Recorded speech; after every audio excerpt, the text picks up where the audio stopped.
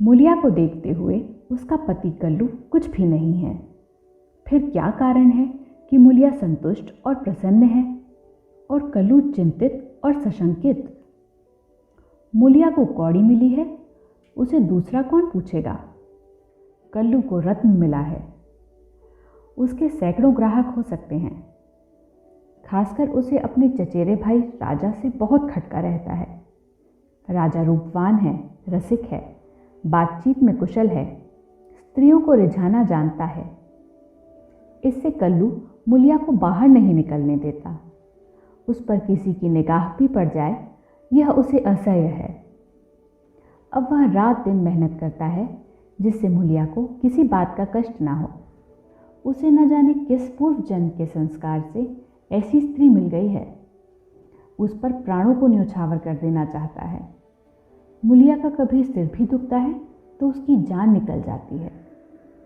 मूलिया का भी यह हाल है कि जब तक वह घर नहीं आता मछली की भांति तड़पती रहती है।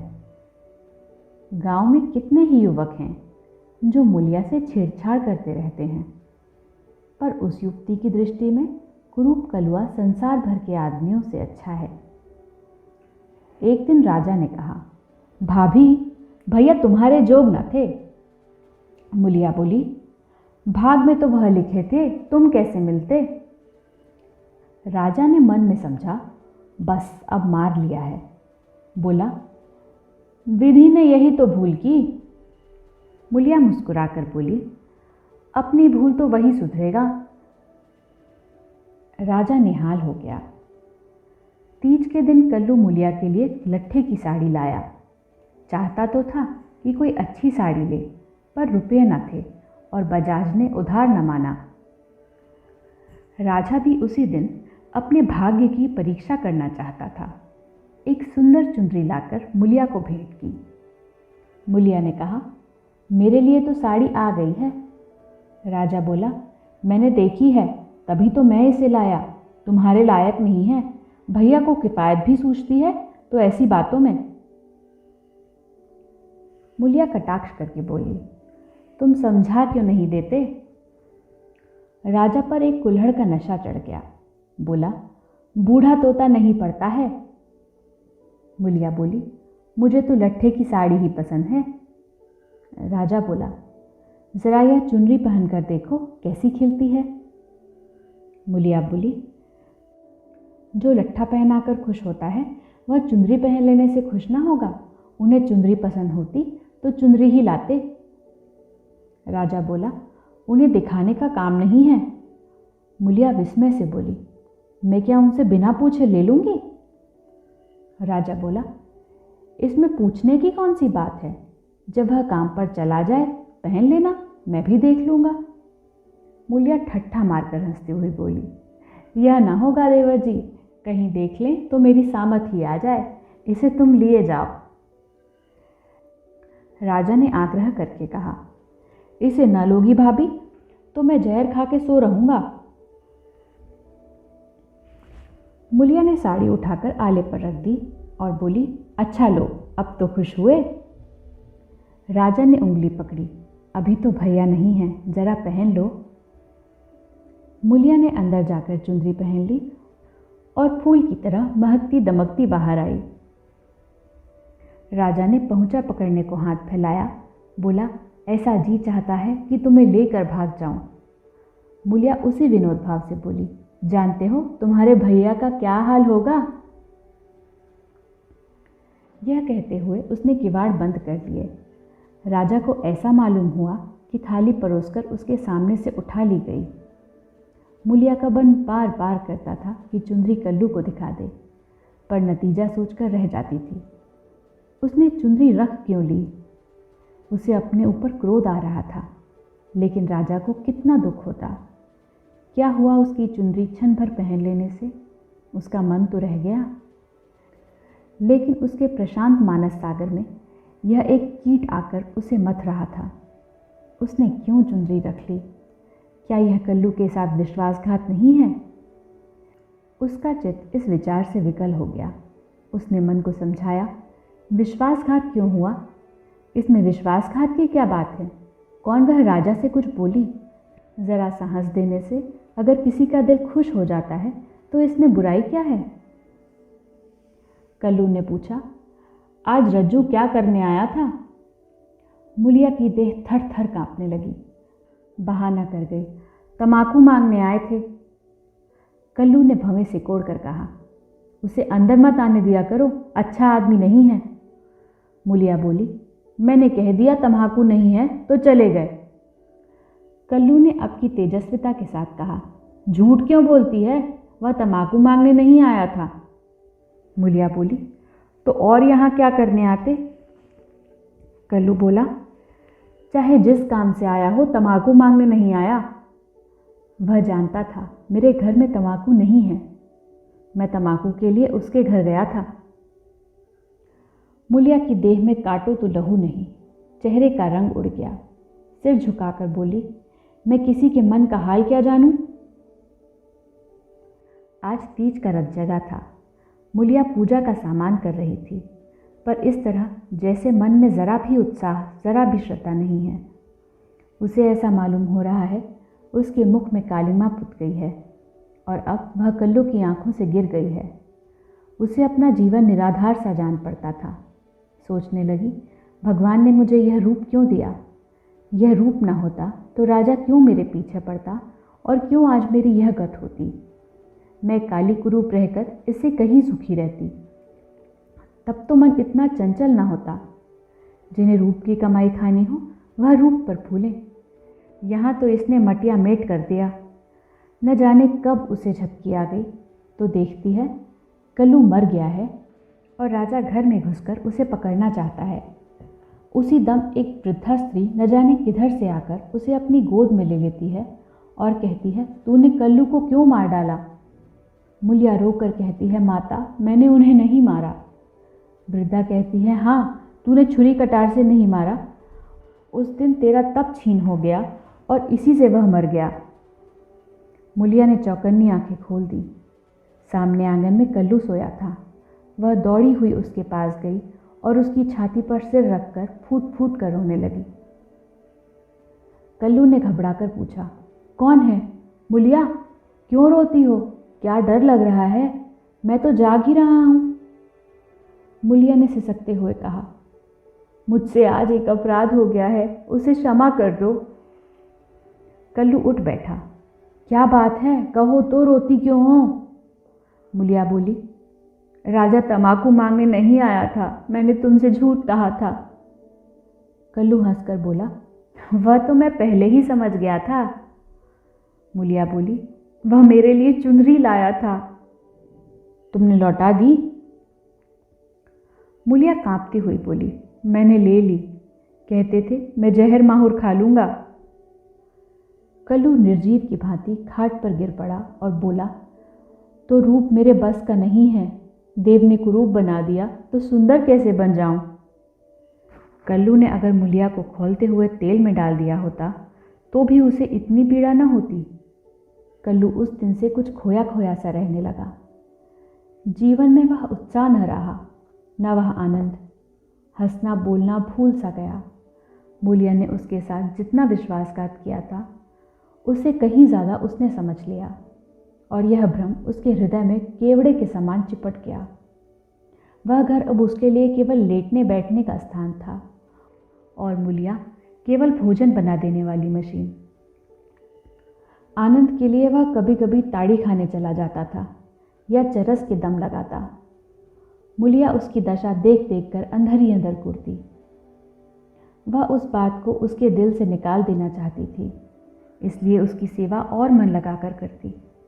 उसे प्रसन्न करने के लिए बार बार प्रयत्न करती, पर वह जितना ही उसको खींचने की चेष्टा करती थी उतना ही वह उसे विचलता था, जैसे कोई कटिए में फंसी हुई मछली हो। कुशल यह था कि राजा जिस अंग्रेज के यहाँ खानसामा था उसका तबादला हो गया और राजा उसके साथ चला गया था, नहीं तो दोनों भाइयों में किसी न किसी का ज़रूर खून हो जाता। इस तरह साल भर बीत गया। एक दिन कल्लू रात को घर लौटा तो उसे ज्वर था। दूसरे दिन उसकी देह में दाने निकल आए। मुलिया ने समझा माता है, मान मनौती करने लगी। मगर 4-5 दिन में ही दाने बढ़कर आंवले पड़ गए और मालूम हुआ कि यह माता नहीं है, उपदंश है। कल्लू के कुलषित भोग विलास का यह फल था। रोग इतनी भयंकरता से बढ़ने लगा कि आंवलों में मवाद पड़ गया और उनमें से ऐसी दुर्गंध उड़ने लगी कि पास बैठते नाक फटती थी। देहात में जिस प्रकार का उपचार हो सकता था वह मूलिया करती थी, पर कोई लाभ न होता था और कल्लू की दशा दिन दिन बिगड़ती जाती थी। उपचार की कसर वह अबला अपनी स्नेहमय सेवा से पूरा करती थी। उस पर गृहस्थी चलाने के लिए अब मेहनत मजूरी भी करनी पड़ती थी। कल्लू तो अपने किए का फल भोग रहा था, मूलिया अपने कर्तव्य का पालन करने में मरी जा रही थी। अगर कुछ संतोष था तो यह कल्लू का भ्रम उसकी इस तपस्या से भंग होता जाता था। उसे अब विश्वास होने लगा था कि मूलिया अब भी उसी की है। वह अगर किसी तरह अच्छा हो जाता तो फिर उसे दिल में छिपा कर रखता और उसकी पूजा करता। प्रातः काल था। मूलिया ने कल्लू का हाथ मुंह धुलाकर दवा पिलाई और खड़ी पंखा डुला रही थी कि कल्लू ने आंसू भरी आंखों से देखकर कहा, मूलिया, मैंने उस जन्म में कोई भारी तप किया था कि मुझे तू मिल गई। तुम्हारी जगह मुझे दुनिया का राज मिले तो भी न लूं। मूलिया ने दोनों हाथों से उसका मुंह बंद कर दिया और बोली, इस तरह की बातें करोगे तो मैं रोने लगूंगी। मेरे धन्य भाग कि तुम जैसा स्वामी मिला। यह कहते हुए उसने दोनों हाथ पति के गले में डाल दिए और लिपट गई। फिर बोली, भगवान ने मुझे मेरे पापों का दंड दिया है। कल्लू ने उत्सुकता से पूछा, सच कह दो मूला, राजा और तुम में क्या मामला था? मूलिया ने विस्मित होकर कहा, मेरे और उसके बीच कोई और मामला हुआ हो तो भगवान मेरी दुर्गति करें। उसने मुझे चुंदरी दी थी, वह मैंने ले ली थी। फिर मैंने उसे आग में जला दिया। तब से मैं उससे नहीं बोली। कल्लू ने ठंडी सांस खींचकर कहा, मैंने कुछ और ही समझ रखा था। न जाने मेरी मति कहाँ हर गई थी। तुम्हें पाप लगाकर मैं आप पाप में फंस गया और उसका फल भोग रहा हूँ। उसने रो रो कर अपने दुष्कृत्यों का पर्दा खोलना शुरू किया और मूलिया आंसू की लड़ियाँ बहाकर सुनने लगी। अगर पति की चिंता न होती तो उसने विष खा लिया होता। कई महीने के बाद राजा छुट्टी लेकर घर आया और कल्लू की घातक बीमारी का हाल सुना तो दिल में खुशी हुई। तीमारदारी के बहाने से कल्लू के घर आने जाने लगा। कल्लू उसे देखकर मुंह फेर लेता, लेकिन वह दिन में 2-4 बार पहुंच ही जाता। एक दिन मूलिया खाना पका रही थी कि राजा ने रसोई के द्वार पर आकर कहा, भाभी, क्यों अब भी मुझ पर दया न करोगी? कितनी बेरहम हो तुम। कै दिन से तुम्हें खोज रहा हूँ, पर तुम मुझसे भागती फिरती हो। भैया अब अच्छे न होंगे, इन्हें गर्मी हो गई है। इनके साथ क्यों अपनी ज़िंदगी खराब कर रही हो? तुम्हारी फूल सी देह सूख गई है। मेरे साथ चलो, कुछ ज़िंदगी की बहार उड़ाएं।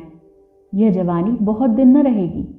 यह देखो, तुम्हारे लिए एक करण फूल लाया हूँ, ज़रा पहनकर मुझे दिखा दो। उसने करण फूल मूलिया की ओर बढ़ा दिया। मूलिया ने उसकी ओर देखा भी नहीं। चूल्हे की ओर ताकती हुई बोली, लाला, तुम्हारे पैरों पड़ती हूँ, मुझे मत छेड़ो। यह सारी विपत्ति तुम्हारी लाई हुई है। तुम ही मेरे शत्रु हो। फिर भी तुम्हें लाज नहीं आती? कहते हो भैया आप किस काम के हैं?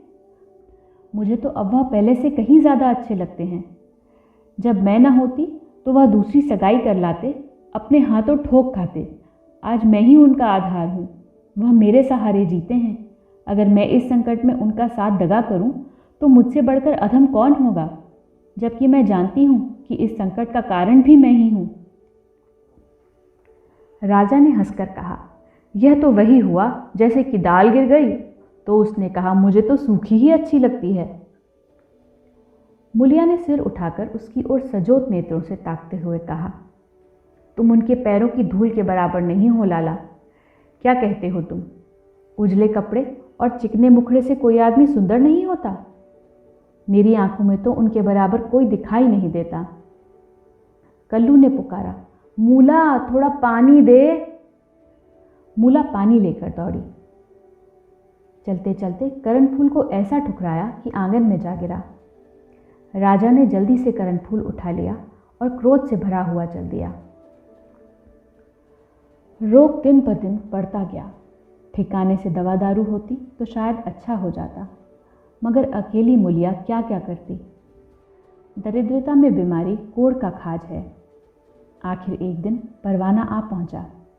मुलिया घर का काम धंधा करके आई तो देखा कल्लू की सांस चल रही है। घबरा कर बोली, कैसा जी है तुम्हारा? कल्लू ने सजल और दीनता भरी आंखों से देखा और हाथ जोड़कर सिर नीचा कर लिया। यही अंतिम विदाई थी। मुलिया उसके सीने पर सिर रखकर रोने लगी और उन्माद की दशा में उसके आहत हृदय से रक्त की बूंदों के समान शब्द निकलने लगे। तुमसे इतना भी न देखा गया भगवान, उस पर न्यायी और दयालु कहलाते हो, इसलिए तुमने जन्म दिया यही खेल खेलने के लिए। हाय नाथ, तुम तो इतने निष्ठुर न थे, मुझे अकेली छोड़कर चले जा रहे हो। हाय, अब कौन मूला कहकर पुकारेगा? अब किसके लिए कुएं से पानी खींचूंगी? किसे बैठाकर खिलाऊंगी, पंखा डुलाऊंगी? सब सुख हर लिया, तो मुझे ही क्यों नहीं उठा लेते? सारा गांव जमा हो गया। सभी समझा रहे थे। मुलिया को धैर्य न होता था। यह सब मेरे कारण हुआ, यह बात उसे नहीं भूलती। हाय हाय, उसे भगवान ने सामर्थ्य दिया होता तो आज उसका सरताज यूं उठ जाता। शव की दाह क्रिया की तैयारियां होने लगीं। कल्लू को मरे 6 महीने हो गए। मुलिया अपना कमाती है, खाती है और अपने घर में पड़ी रहती है। दिन भर काम धंधों से छुट्टी नहीं मिलती। हाँ, रात को एकांत में रो लिया करती है। उधर राजा की स्त्री मर गई, मगर 2-4 दिन के बाद वह फिर छैला बना घूमने लगा और भी झूठा सांड हो गया।